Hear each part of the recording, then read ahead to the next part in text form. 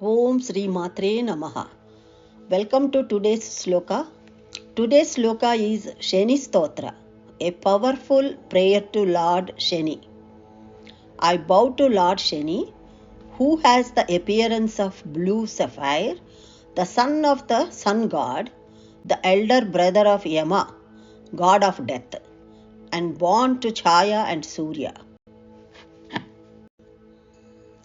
Om नीलाञ्जनसमाभासं रविपुत्रं यमाग्रजं छायामार्ताण्डसम्भूतं तं नमामि शनैश्चरम्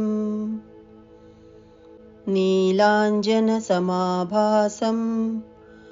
रविपुत्रं यमाग्रजं छायामार्ताण्डसम्भूतं तं Namami शनैश्चरम्. Meaning of the sloka. Neelanjana Samabhasam, the one who shines like blue sapphire. Neelam stone. Raviputram, the son of sun god, Surya.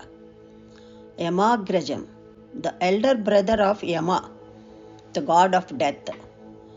Chaya Martanda Sambhutam, born to Chaya and Lord Surya. Tam Namami Shanaischaram, I bow to Lord Shani, Shanaishchara, the slow moving planet Saturn. Namaste.